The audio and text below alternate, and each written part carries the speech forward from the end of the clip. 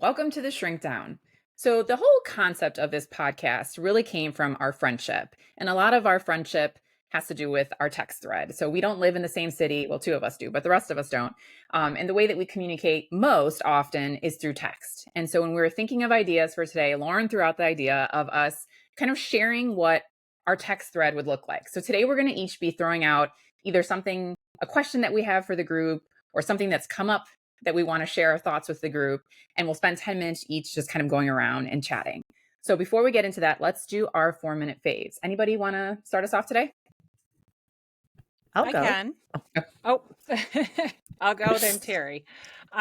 So in terms of 4-minute faves, I was actually thinking, because this is like we're kind of gearing up for a break prior to summer. So I was sort of thinking about something I could share that people might kind of get into over the summer. And so I wanted to share the television show that we're currently watching with the boys. And as we've all discussed before, it's really, really hard to find like family friendly television shows that like appeal to different ages and developmental stages. We recently, over the last few weeks, have gotten into The Amazing Race. And I know it's been on forever, but that's why I wanted to share it, because actually every single season is on Paramount Plus. Oh, nice. And it is so good. It's so entertaining. The format does not change. It is the same guy from season 1 until now. He looks exactly the same. Did you start at season 1? No, we started with the current season. Okay. And actually we have now backed up and are doing like 36. Yeah. Like, so because the boys have enjoyed it, but we figured we might as well do more current seasons right now versus the one from 2000.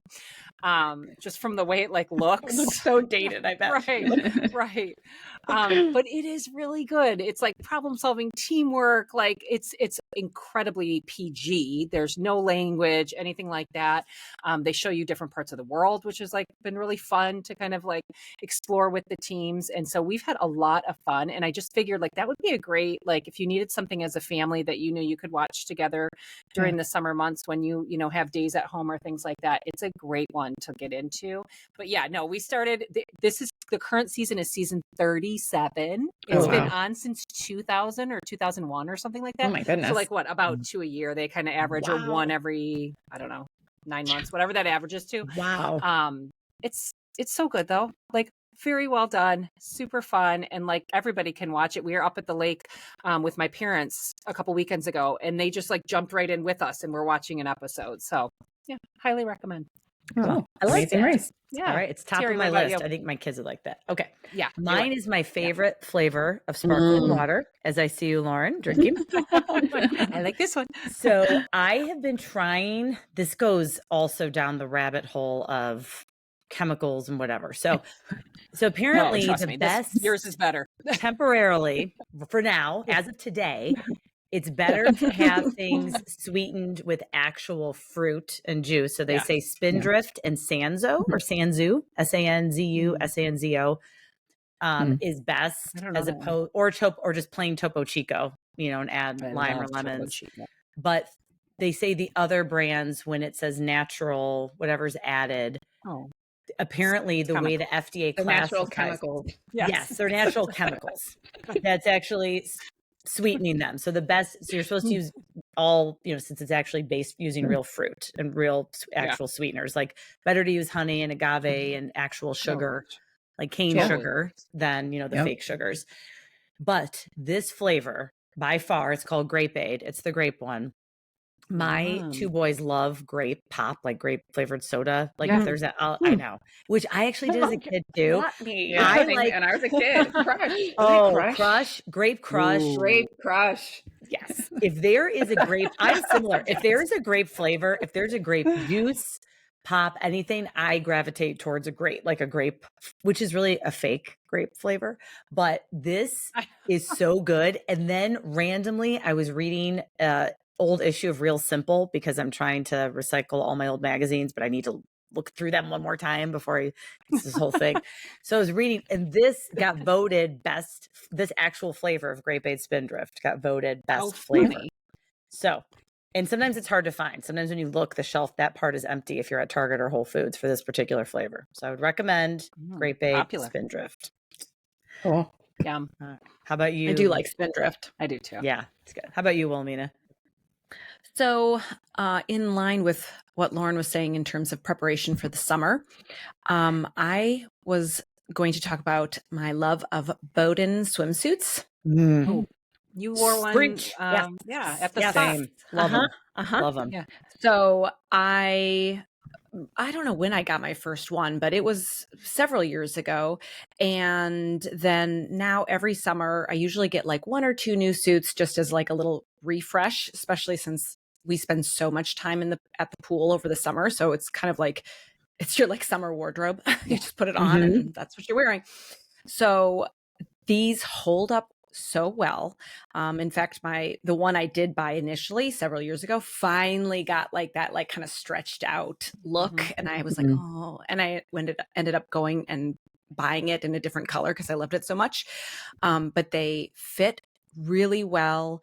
They hold up. The colors are great. I think the only issue I ever run into is if you're getting like a two-piece, sometimes you're like, oh, I love this top. And then you like get the top, you put it in the cart, and then you go to the bottoms and you're like, oh, there's no sizes available or something. So there's like not often, there's sometimes like a mismatch between what is available. But if you kind of wait long enough, I ordered one and the bottoms were back ordered till June. Well, I ordered it and like 2 weeks later it showed up. So I was like, okay, so even the back order don't necessarily trust that it's going to be as long as what it says. And then the final thing I would say is Bowden is UK. So the sizes they're just a little different than the US. So once you know your size for Bowden, it really helps. And I would say that, Terry, do you have Bowden stuff too? I do. I have a couple Bowden suits. I love them. Would you say like, I think they are maybe if you're a 6, maybe you're an 8 in Bowden. I go up a size. Yeah, Yes. I usually go up one size in Bowden, and then it fits because the fabric, in my opinion, is also, I don't know if it's thicker, but it's more it holds you in a little bit better, and it feels more solid and substantial and higher quality. Not thicker in a bad way, but just probably not using the right adjective. It feels adjective. like it's covering you and holding you in. Like, that's right. So I think with that, maybe that's part of it too. Like you need to go up. But when I've done my normal size, it's too much. It's a little snug. Tight. Yes. So yeah, I love them. And again, I have 2 pieces. I have a 1 piece, love them all. And you can kind of get any style you want. Like, so if you want like a little more thinner straps or thicker straps or whatever, it's all there. So yeah, definitely love them. And Vanessa, how about you? I am going to be sharing a book. So I don't share a lot of books, even though I read a lot, because I basically only read fantasy fiction. And I know it's not everyone's genre. Although I will say, when I was listening to the podcast where Dr. Mary Claire was being interviewed by Dax Shepard, she says in there, she's like, I basically read fantasy fiction and medical journals. And I was like, okay, I already loved you. And now I love you even more. So I was like, I'm going to share a series that I just recently read. The first 2 are out, and then the third one, which is supposed to be the last one in the series, is coming out in like 2 weeks. So this is a good time if you're going to start it. But I did share not like recently, there was a book series that came out, and I shared it with you guys, and now I'm blanking on the name. It was the Dragon. Fourth Wing. Fourth Wing. So Fourth Wing came out, and I shared that because there's got a lot of buzz on Instagram. And I'm always like curious, like what makes a fantasy fiction book just like, kind of go out into like social media world, because there's a bajillion of these books. But anyway, I read a lot of Kindle Unlimited. So some of them are like, okay, but every once in a while I come across one that I really like. So I was like, I'm going to share this because I'm sure somebody listening likes fantasy fiction. So it's Bloodwing Academy. And it basically was saying, if you liked Fourth Wing, you'll like this. There are definitely some similarities, but it's not the same storyline. So I think she made it different enough. The author is Briar Bolin, but I actually liked this more than Fourth Wing. Personally, I had like an issue with the like main character in Fourth Wing. Like she just irritated me a lot. Like, when you're reading a book and you're like, why? So anyway, I really love the heroine in this story. So yeah, if you're looking for a new series to start fantasy fiction, it's called Bloodwing Academy. First 2 books are out. It's on Kindle Unlimited. So if you have it, you don't have to pay for it. So yeah, that's my share. Nice. Cool. Awesome. All right. So let's get into our topic today. Well, it's still going to be different topics. So Lauren, since this was your idea, why don't you go first? Share us the question that you have for the group that you want to discuss today. Yeah. So this is a question that my son has been asking me for weeks now. And so if it wasn't Mother's Day yesterday, I probably would have started our group chat on it, but that's what gave me the idea for today. So I'm getting your answers in real time. So my son is going to be 12 in the fall. So he is ending 5th grade, going into 6th. So these kids are all 11, 12 years old, like right in that, sort of early middle school age. And apparently this year, and I don't even know, I haven't asked him if it started last year, the kids at the school started, like, they're all part of a group chat. So those kids that have phones or iPads are all part of a group chat. He's never been part of one. He's never felt the need to be part of one. But now as he's getting a little bit older and his friend circle has expanded, now a couple of his very close buddies are not in it either. And the moms and I are kind of on the same page in that. But this is where I want your advice. In that, we're like, oh, God, there's so much crap that can happen in a large group chat like that. We've seen it in our clinical practice where kids just get overwhelmed, do something inappropriate, not intentionally, hurt somebody's feelings, get left out. That I'm very worried about allowing this. On the other hand, this is part of how they're connecting socially. Yep. And I don't want to take that away from him. Yeah. I have attempted to say, I will let you talk to any kiddo that you want to on my phone and the other mom's phone. That's not the thing anymore. So I'm stuck. He's a good kid. I want to give him a little bit more. He looks at this as like a little bit more freedom and maturity and independence. But I'm struggling because I see so much of the bad. Yeah. So since I'm Maddie and we're 1 year apart. Yep. Yes. So Maddie and Sam are a year apart. Went through this last year. Yeah. Because pretty much everyone after graduating 5th grade, if they don't already have a cell phone, that is the time where the cell phone gets given. And so if there wasn't a chat already, there certainly is. And that's not happening for him. No, and it didn't happen for Maddie either. She got a flip phone. Yeah, I know. No texting. That's the thing. Like, that piece is out. So what Maddie does have is an iPad. It is not her iPad, although it is kind of her iPad. But it is set up. I have all parental controls on it. I can literally control it down to every single app, the time she can turn it on, the time she can turn it off. We also don't let her just have it. So, I mean, sometimes does end up in her room more often than not, but it's not like we could just grab it at any time and just take it away. And so she is able to message her friends through the iPad. Yep.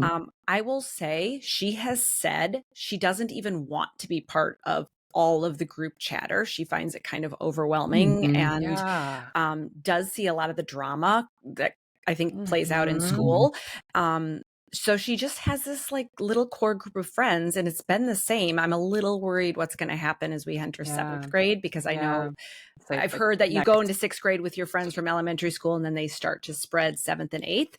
And I'm not seeing her make new friends. I'm seeing, she just started talking about someone new. So I'm a little worried with that, but the iPad is a nice segue. She's not locked to it, but she's also, if she needs to do a quick message, or like they've coordinated costumes for like, spirit days or things, or like she can do that through the iPad. Yeah. That's kind of how we've worked around it.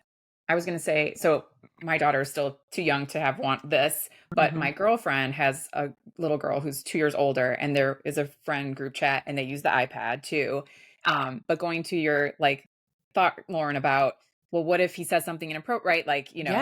And so this happened. So my friends, there was an incident where there was something that was said, but the mom's checking. So like my girlfriend's checking, and the kid knows that. She's like, I'm looking through it. And so they had to problem solve this situation. And it was luckily it wasn't anything crazy, but it was a good learning opportunity to be like, hey, let's talk about this sort of thing. So I don't think that it's not going to happen, right? Something could certainly happen, right? But I think I like this concept right now anyway. Like, I don't know what things will look like whenever Lee's like a little bit older and this comes up. the idea of like an iPad that's not yours, that doesn't stay with you, and that I monitor. The house iPad. It's like, like, and Everly has an iPad now. She texts Mark and I, like, she can text us, but like, cause we set it up for her. It's like, if we're traveling, she isn't with my mom, she can send us a text cause that makes her feel good. So, but we haven't set it up for anybody else right now. So I kind of like that idea.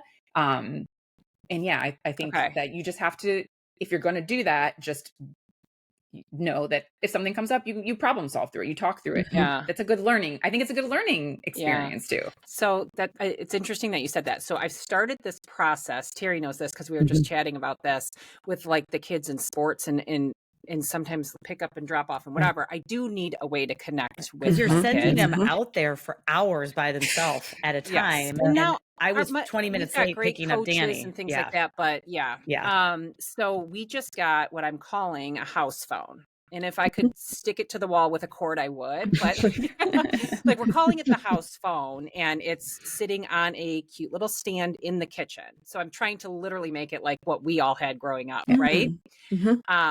And right now, the only capabilities that are on that are my number and Tim's number. And so we are starting to utilize it for things like, okay, I'm going to be a few minutes late picking you up because I'm dropping the other kiddo off, especially because Tim travels so much for being out of town. And so teaching them how to use it in that way. And so I figure I've got it completely locked. I went to Verizon and had them walk me through all of those things. So they can't do anything on it really other than, text and call. But I do like what you said, Vanessa, about I talked to Sam about, okay, I need to keep thinking about this and deciding whatever, but please know that if you're part of a group chat, I will be checking the messages. Well, his face was like appalled. And I said, it's not me, it's another mom. I guarantee there are other moms that are part of this. You're not telling me that 60 kids in a fifth grade classroom, I don't know how many kids are a part of this, but you're not telling me that this huge group of kids is part of a group chat and none of the moms are monitoring this.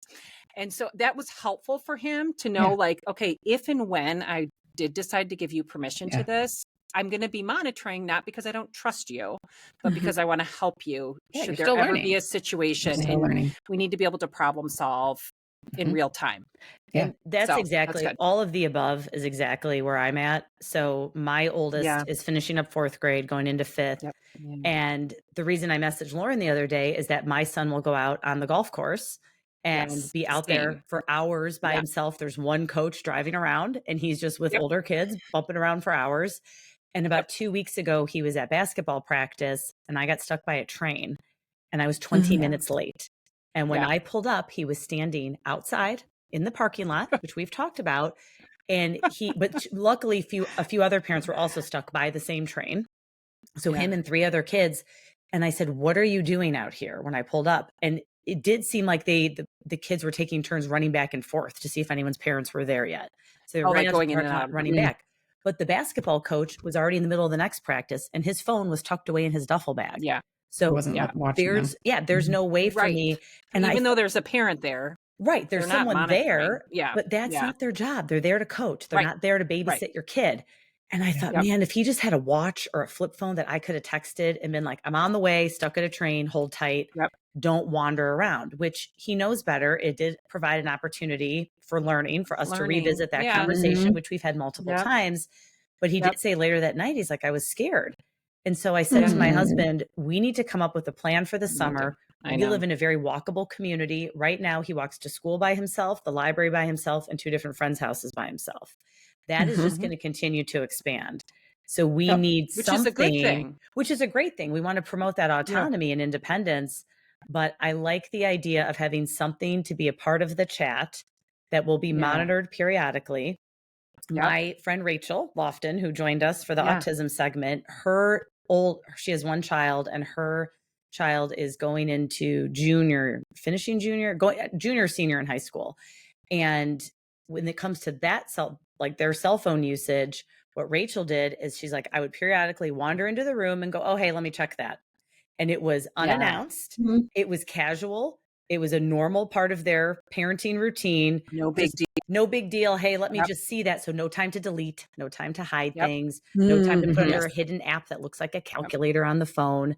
But I think there needs. Don't even. I know. Like terrifying. Oh yeah. There needs to be somewhere between an iPhone, which I'm very far away from with my oldest, and a way to communicate and promote that autonomy with some monitoring. And I also, what I've been hearing from other friends, local mom friends whose kids are part of the chat, either on the shared iPad or is it's exactly what Wilhelmina said. It allows them to coordinate stuff and they can make plans for themselves, which I think is huge. But a lot of my friends are like, they're not even that interested in it. And once it's not forbidden, more of that appeal. Yes. And they get to see what's going on. They're kind of like, oh, okay. I would much rather foster trust between Sam and I by trying to figure this out. But it feels like a little bit overwhelming. So that was helpful. I'm with you. Ladies. Solidarity. Thank you. I will just add, this doesn't help with the chat, but the Gizmo Watch has been nice. So Terry, to your point for that with Griffin, because he is now biking. He bikes downtown. He just did it for the first time with a friend. He got a little lost. He called us. We could see where he was. And we said, okay, turn, here. And so we set up who he can call. He can text his friends once we allow that person. So not groups, but that person. So it has been a little bit of a, step. Just a little step. Yeah. That's a good one. Awesome. Well, good. Thank you, ladies. All right. Who wants to go next? We're going to spend about 10 minutes on each topic today. I'll go. So mine came up this morning in a therapy session that I was doing with a client. And I think this will apply to everybody listening. If you found yourself in this scenario and thinking about how to manage it interpersonally, how to be effective and kind at the same time. So the scenario is you are somewhere in a public, either a public place and it's a stranger who approaches you, or you're at a party or a social gathering and somebody you know well and maybe is dear to you is going down a pathway of conversation that is becoming like a monologue, or they are starting to show you pictures on their phone and they are flipping through. And so the scenario that my client presented was being at a bar and talking about a trip that they were going to take, and the person next to them overheard. And then this person found themselves engaged with this stranger who started showing them pictures on the phone. Oh, and they were like, I want to my worst nightmare. Yeah. I want to get, now this is my life. If any of you guys have traveled with me. It is your life, Terry. I mean, oh my God, Terry. I am with you and we're in the pool and suddenly someone's up talking to you about Chicago and the Pope. And, you're like, what in the world? And I have severe RBF, so nobody does that to me. I just right here. And you have to find a way to set a boundary and navigate it. And it could be with a stranger, so maybe a little less higher stakes, or it could be at a wedding or an event and the conversation is going on and you're nodding, thinking to yourself, okay, I want to go grab a drink, or I want to go eat, or I just want to exit this conversation. So let me tell you what I suggested to her. And then you guys tell me if off the cuff, you have any suggestions about how to navigate that scenario. What I suggested to her was, I'm a big fan of pairing a nonverbal physical cue with some type of straightforward, worded kindly and a nice tone statement. And what I suggested to her was something where you put your hand up, or maybe even do something like this, so that they sort of see that you're setting some type of boundary, and at the same time saying, oh, I loved chatting with you. I really want to get back to X, Y, and Z. So being very truthful and authentic and straightforward, and somewhat sandwiching it. So saying that, but it's been so great talking with you. I've really enjoyed this. So you're giving them the sandwich where there's, a stroke, a kick, and a stroke in terms of, this has been so great. I love these pictures. I really want to get back to dinner with my husband over there, but I love chatting with you. And just physically turning away. But I'm wondering, because all of us find ourselves in this predicament at some point, anything else you guys would add to that or say instead? Or I don't know, what comes to mind in terms of that type of scenario and setting an appropriate boundary? Especially if it's someone you want to preserve the relationship with. I was just going to say, I think it's easier to do that with a stranger where you're like, oh my goodness. Like when it's somebody I think that's definitely harder to do. So I think, go ahead. I was going to say, if it is somewhere where you are out and about socially, like a wedding or something like that, I think that's easier because you can say something nice and then like, oh, I gotta run to the restroom, or I gotta go grab a drink, or like, and so you can get away. It is harder in something that would be a smaller social setting where like you're a small kind of dinner party or something. Yes, yes. But again, I think you can use the same. Oh, that's so interesting. Oh, I love these pictures. I've got to really consider that. Excuse me, I just got to use the restroom. So I think you can, again, use a change of scenery, something you need to grab, something you need to do as a way to sort of sidestep away. But that's tricky. That one's tricky. I feel like I get myself in very lengthy conversations where I'm like, how do I wrap this up? I feel like I've caught myself at like dinners before, like, like you're at a dinner and like maybe you know some of the people or you don't know some people, or you get stuck in these conversations. You can't really go anywhere when you're at the table. Yeah. And so what I will try to do is like a body signal, like back myself up so that it not. So now I'm telling y'all what I do. So like, Vanessa, are we boring you in this conversation? Because I see the backup here. I see it. Because when someone's talking to you, kind of like this, right? Like you're engaged with them. So I feel like the body language, if you kind of like turn and maybe you're still trying, and like if I catch someone saying something, like I'll be like, oh my, like you try to like be like, oh, what did you say? Like so. Yeah. You basically have to physically, I think, like move your body in a different direction and then try to like pull into a conversation. So it's hard. I think that's hard to do, but yeah, sometimes you're in these situations where you can't get up and like walk away, but you're like, okay. I think you can also do it with how involved you stay in the conversation. Like because if you're going to keep asking questions, then they're not picking up on any cues from you to stop talking. So what you can do is comment without questioning. Like, that's so cool. Awesome. Because at some point there will be an endpoint, even if there's somebody that monologues without social awareness to the fact that, okay, this has been a long enough conversation. If you're not asking them questions after a certain point, it will find a natural end. Yeah. So I think that there's a way of doing it. Well, God willing. You hope so, right? You hope so. But in that case, even if there's not a natural end, then you could use something more physical. I've got to stop you. I've got to go to the bathroom, something like that. Yeah. But I think we sometimes, when we're in those scenarios, if we're not aware of what we're doing to contribute to the continuation, then it could make it worse. And so I think if just being aware of like, okay, I need to be somewhere in a couple minutes, or I'm all done with this conversation, even though this person isn't, and that's okay. I'm going to stop asking questions, because if I stop asking questions, like at some point, right, they'll stop. Yeah. They'll get the point that you're not interested. Yeah. That's a really good point. Yeah. Without being rude.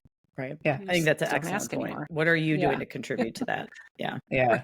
Yeah. And I guess a theme is like body language all around too. It's a big, sort of like whether it's how you're holding yourself, where you're turning. Yeah. Please stop. I was like, that's why it's like good to wear a watch. Like, oh my gosh. Right. I always think of Christmas Vacation. Ooh, look at the time. I got to feed the hog and I got homework to do. And yes. Oh my gosh. So good. All right. Who's next?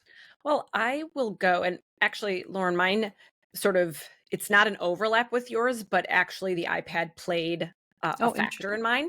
Yeah. So this happened a few months ago. I was home with the kiddos by myself. Owen was working. Maddie had a play practice that she had to get to. And it was a Saturday play practice. So that's not usual, but it was not long before the play. And it was going to be all day. And I said, okay, we got to get ready. And she was saying, I don't want to go, which was a little unusual. And then she opened up that she was, having some issues with a friend. And that friend had kind of been giving her the silent treatment for like 2 weeks, which she had not disclosed to me before that. My heart, of course, immediately was like breaking for her. And in that moment, I understood what she was feeling.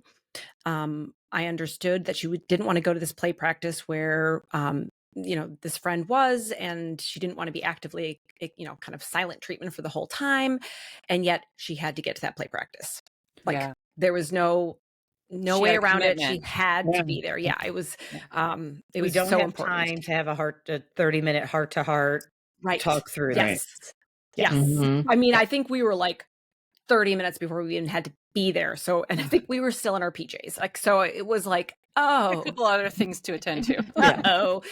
And I was like, hold on 1 minute, and excused myself and went to the bathroom and immediately was texting you guys and like, oh my God, what do I do? Help me, help me, help me. And I kind of gave the cliff notes of the situation, and you were awesome because you were just immediately you were like, I think you all sort of shared a similar story of like middle school age and girls just doing this, which was sad and heartbreaking and made me like tear up, and also was like, oh God, this is just part of it, right? This is it. And then the advice was so great, which was, yes, she has to be there.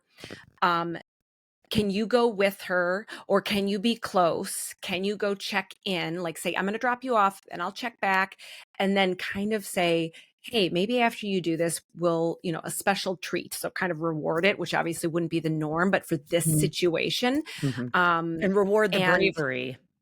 Yes. Right. Yes. The act of like, hey, this sucks. I know this sucks, but we've got to do it. So what if we, what would be a special treat for your bravery afterwards? And I liked, Terry, I think you were the one that worded it that way. And I was like, oh, I love this.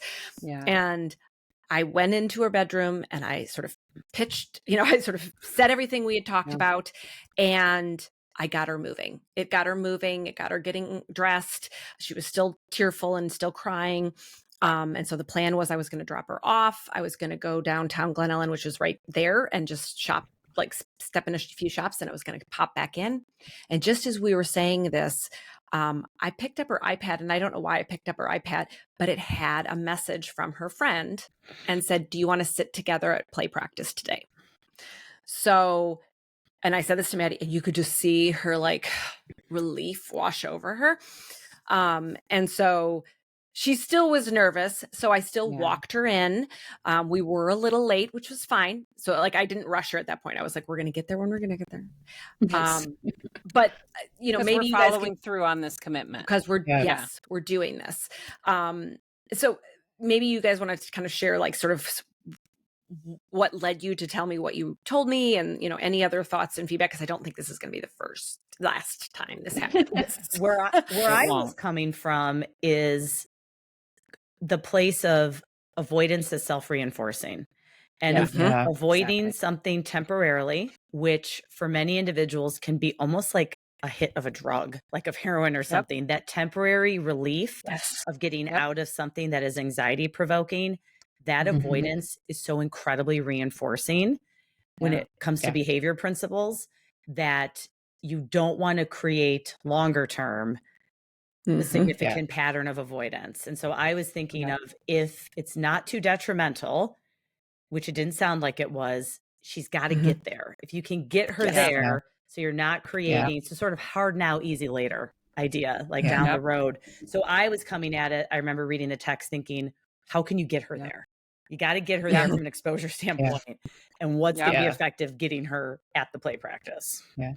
I think your question, well, two things I think came in my mind is, as a parent, right? Not as a psychologist, as a parent, you always want to make sure you're doing the right thing. And so I think you knew, I don't think we surprised you with our responses, but I think it was nice to have, 3 other moms reinforce that, like, she's got to go. And I think that this is something that comes up a lot in like work with kids. I cannot tell you how many times I've had to tell parents, you empathize. Yeah, I know this is hard. This sucks. You gotta go. So like, it's not about, you can't avoid it. You can sympathize. And I think that's a huge part of it. Like, I get it. This is hard, doing all of that. But the moment you pull them away from whatever that thing is, let me tell you, getting them back into whatever it is like climbing a mountain. So it's better to just, as much as it sucks, go in that first time, whatever you got to do, than to not, keep them away from whatever it is that they are not wanting to experience. Yeah, and I would just add to that, the one thing that I know that we all talked about that I think was really important was once you guys made the decision of like, we're doing this, was being able to give her some semblance of control over the situation, as little as it was, offering, hey, I can come back.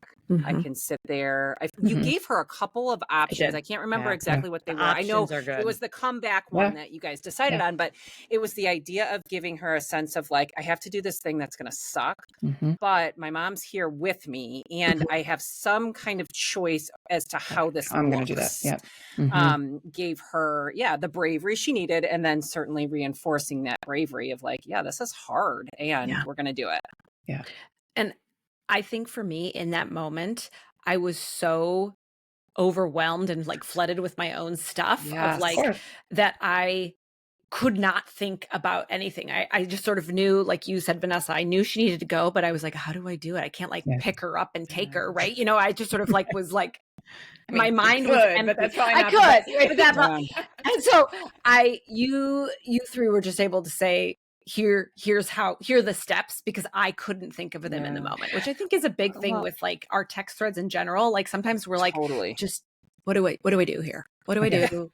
And keeping your tone, which you have to be an actress essentially, because as a mom, you're thinking, you're watching the clock. We got to go. You got to get ready. Get your ass. Yeah, exactly. Get your ass out the door. We're not doing this today. Okay. Like you're doing this. This was on the plan, it's on the schedule. Get your shoes on. So I also think, I'm so sorry. Yeah. You're probably a little pissed at the girl that's giving her the silent treatment. And you can't necessarily show her that in the moment. And you're either. Right. You're like hurting and you're mad. And you're also probably worried, wait, what's been going on for the past 2 weeks? You've been getting the silent treatment. So you're thinking about that. You have to really be an actress and think, I like the phrase, you have to connect to redirect. And so I'm thinking, I'm going to be soft. The minute my kids start to dig in, I don't want to do that. I immediately have to go, okay, I am actually going to take the whole temperature. Audible breath. All the way down. I cannot match their mood. I'm expecting them. I have a hard time with that. I really do. Well, do you know what? It's because I'm expecting them to engage in a behavior that I'm not currently demonstrating. I'm expecting them to be a calm. I can scream, but you can't. I'm expecting them to be a calm, reasonable, rational presence. But I'm not bringing that to the table. And it's one of my pet peeves in therapy work with parents. I'm like, you're expecting your child to engage in behaviors that you're not even demonstrating.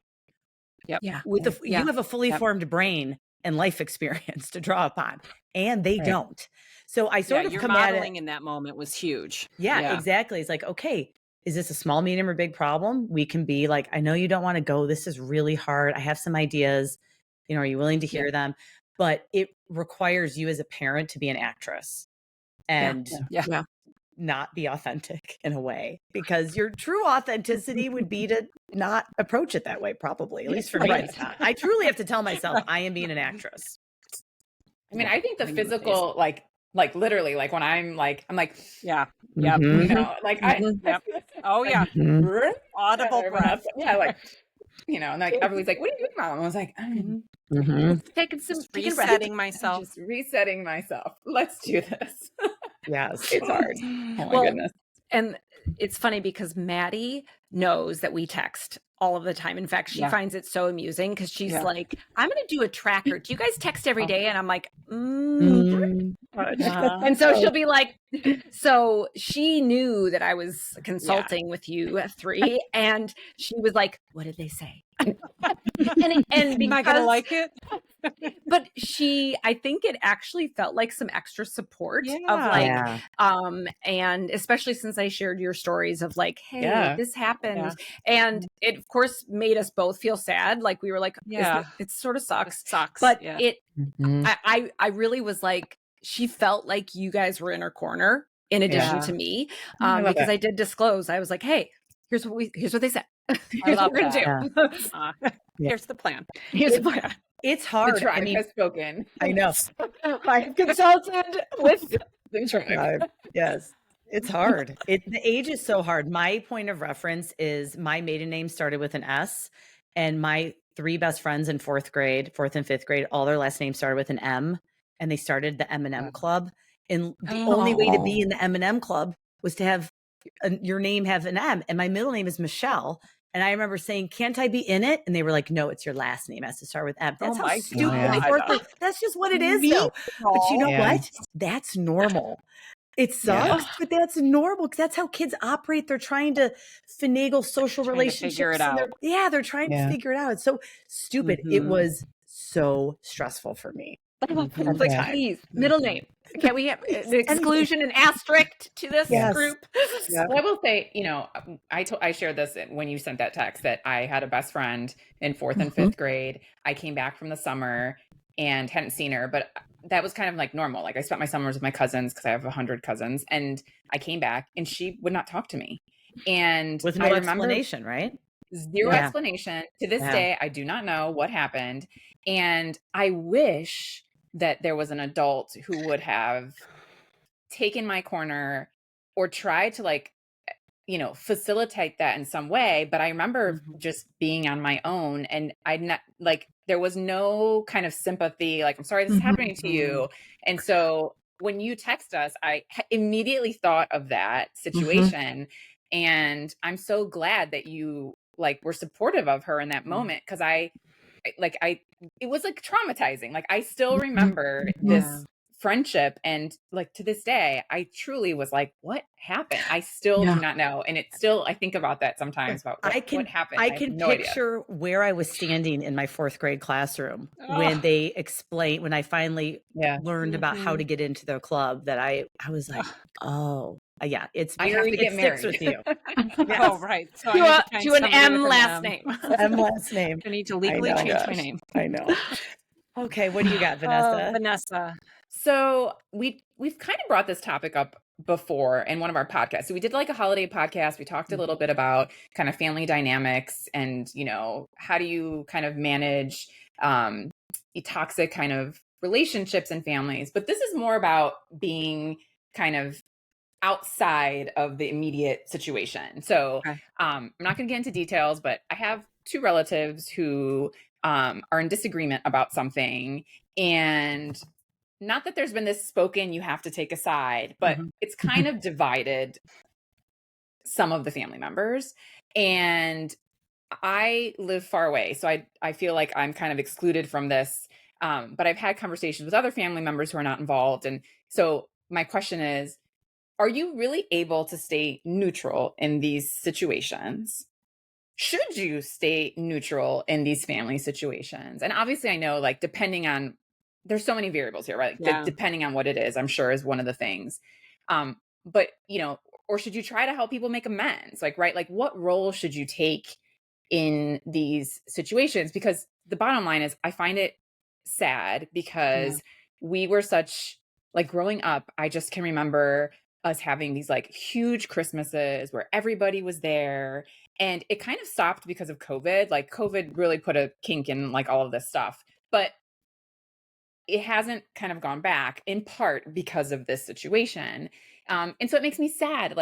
I especially living so far away from my family and loving an opportunity where they can all be together, where I don't have to be I'm gonna go, because it's hard to visit everybody, right? Yeah. And so I miss that. But I've had conversations with other family members of you don't have to take a side, you can stay neutral. That's kind of my stance, but I don't know. Do you guys think that you should stay neutral in these situations? Do you try to make amends? I don't know. Do you have, if it didn't involve having to make a choice, do you feel like you do have a side? Do you kind of agree with one over the other? I personally don't. Okay. This isn't one of those situations where I think it's super clear. It's kind of like a he said, she said situation. Okay. And I really feel like these 2 people just have different perspectives on what happened. And I really feel like I don't know. I don't think anybody really knows what really happened. So I find it hard to take a side because they're both have these different perceptions of what happened. Yeah. And it doesn't involve anyone else except these 2 people. So I also feel for that reason,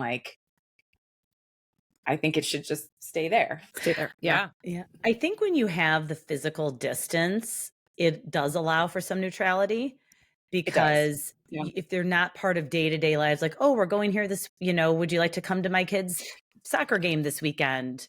X, Y, and Z, where you're having to navigate those more everyday sort of, or like family birthday parties, etc. Like, you're not even to navigate those instances. It makes it a little bit easier, I think, to let things unfold organically and sort of see what happens as time goes on. I think that if there is a clear right versus wrong, then you're more at a decision point. You're at a crossroads where, how do I go forward? Should I share my thoughts? If I play the tape forward, do I know what might unfold if I do that? Do I want to insert myself? Because now then you put yourself sort of in the mix. Neutrality is always the easiest route, and just sort of it's the path of least resistance for you, for the person involved. So I get when people try to stay neutral, because that's what works best for them, I think. But I think it's so, every situation's so unique.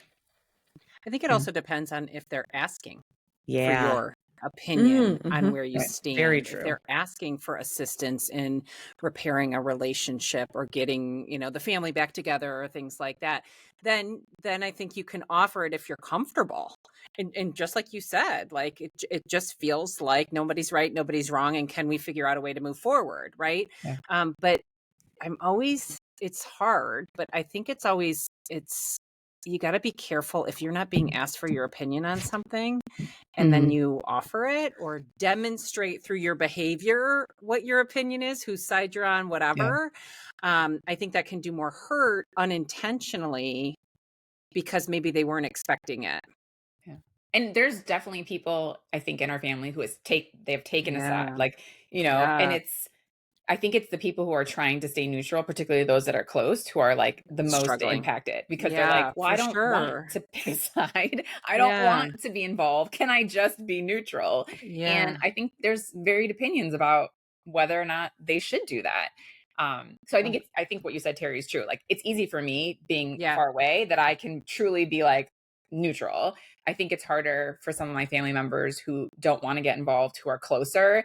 And like, my advice for some of them is, if you have something that you like, a family thing you want to do, invite everybody. Yeah. They can figure out. They can choose. Yeah. If they want to come or they don't want to come, if they don't want, so you're not having to like pick a side. So like, that was my thought. I was like, just invite everyone. Be very upfront. I've invited everyone, and they get to decide how they behave. Exactly. Well, and I think for me, 10 years ago, I might have been like, let's all talk this out. Let's, we can just, if everyone kind of says what they're feeling and thinking, I think we'll all clear the air. This will be easy. And I'm not sure that ever like, I sort of think that people get stuck in their own stuff, they get stuck in how they approach issues. They get stuck in how they approach conflict, and you are never going to be able to change that. And so it's sort of like, this is where I guess the Mel Robbins let them theory, it'd be like, I'm going to show up to this relationship the way I want to show up, and I can't control how they're going to show what the up. other person does. And life is challenging enough as it is. And so I always think of the phrase like choosing calm over chaos, and not creating more, which I think aligns with the let them theory. Like, let them do that. Let you do what you're going to do. Let everybody spend their time and live their lives in the way that works for them best, because life is short. Things are really busy at this stage of life. You have 100 things going on. So choosing calm over any type of chaos, I think, is always the better route. I agree with you, Wilhelmina. Yeah, I think that's interesting you brought up like where you are in your life, because if I think about who's kind of doing what in this whole situation, that very much plays a role in the stance that they're taking. Interesting. I would say people who are like older generation are very much like set, invested, and they are not changing. Whereas I think some of the the younger folks in the family tend to be more of like flexible, yes. Cognitively flexible. not physically flexible, emotionally that too. and cognitively flexible. I had to put icy hot on my shoulder last night because I was like not in it. I was like, what is happening to my body? Seriously, I'm wearing icy hot on my shoulder to bed. It's fantastic. I know. Is there a proportion of like physical flexibility goes down and emotional flexibility goes up? But then there's a peak because, like you said, there's this older generation where where somewhere along the line, we see that with our data with IQ tests, right? So it goes like this, and then you start looking at the results over time, and so there must be it all goes hand in hand. Yes. Any other thoughts on any of the topics we've talked about today? No, that was helpful. No, it was good. So if there's, for anyone listening right now, if one of the topics that we just discussed briefly resonated with you and you really want us to kind of dig into it, feel free to reach out to us. You can send us a message on Instagram. You can email us. Let us know if there's any topics that you want us to kind of dive deeper into, or if there's a topic we haven't talked about that you want us to bring up. We'd love to hear from you. Awesome. Thanks, ladies. And thank you for listening to the Shrink Down.